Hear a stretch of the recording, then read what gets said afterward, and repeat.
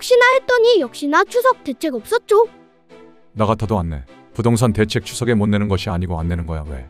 시간 존나 달달하게 벌었잖아. 9월 27일 국가정보자원관리원 서버 화제부터 시작해 추석 명절 그리고 족같은 대체 휴일로 10월 12일까지 보름을 시간 벌어놓고 미쳤다고 규제 낼까? 추석 전에 병신 같은 부동산 대책 내서 보름 동안 존나 까일 일 있냐고 형. 못 내는 것이 아니고 안 내는 것이란 걸 왜 몰라? 의도적 지연 타이밍 컨트롤. 하필 부동산 폭등기에 국가정보서버가 불나서 주민등록과 금융기관 연동 부동산 거래 시스템이 마비된다. 나처럼 음모론 존나 좋아하는 사람에게는 시발 부동산 대책 통계 깜깜이로 안 되니까 물리적으로 아예 거래를 막아. 하다가도 특정 서버만 날아간 것이 아닌 858테라 30개 기관 180대 서버가 뒤진 거 보면 부동산 하나 잠시 거래 막겠다고 쓰기에는 너무 큰 칼이야. 그렇지 않아?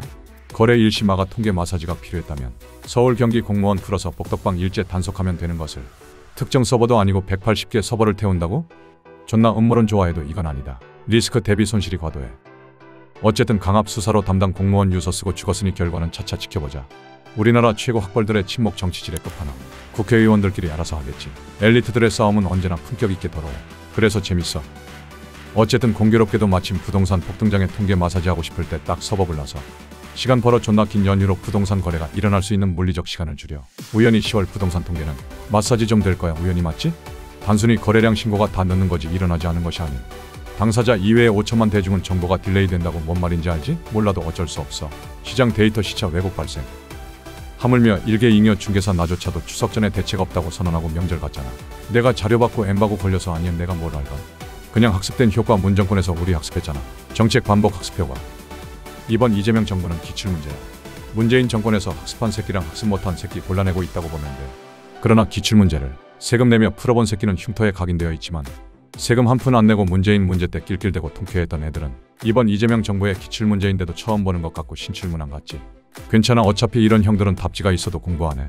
본인이 공부 안 한 것에 대한 핑계를 상위권 애들의 편법.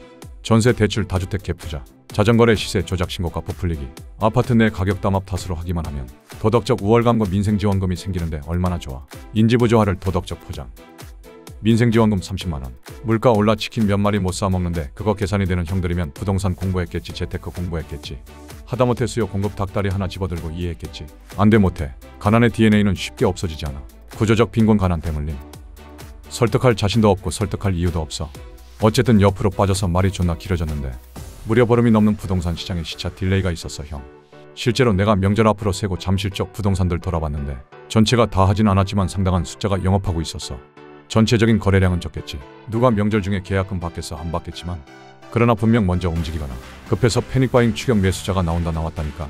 벼락거지 시즌3 보름 동안 몸달고다. 계좌 나오는 것에 계약금 쐈을 거고 쏠 거야. 1층 못난이도 저가가 아닌 시세로 거래되고 있을 정도니까. 이재명 정부는 보름의 통계 왜곡 시간 상승 서킷 브레이커라고 생각하겠지만 보름 동안의 딜레이된 신고가가 한 번에 드러나는 순간 패닉바잉 추격 매수자들의 100m 출발 총성으로 바뀔 거야. 패닉바잉 트리거.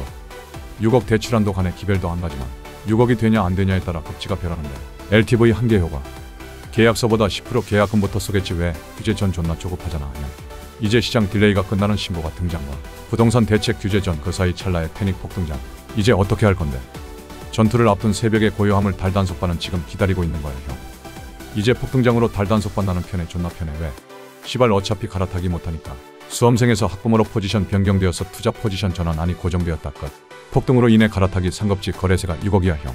30억짜리 집 팔고 40억짜리 집 사면 4년 보유 실거주 양도세 5억, 40억 취득세 1억 2천 교육세 1200쪽 같은 농특세 800만원 합 1억 4천이라고 형. 이게 되냐고. 안 돼. 못해. 나도 못해. 형도 못해. 차액 10억에 거래세 6억 하면 16억이 필요한데 이게 되냐고. 안 돼. 시발 달단속반 나도 몰랐는데 우리 지금 서 있는 그 자리가 우리 인생의 종착점이었어 형. 우리도 몰랐던 계층 고착화와 계층 락인 당했다고.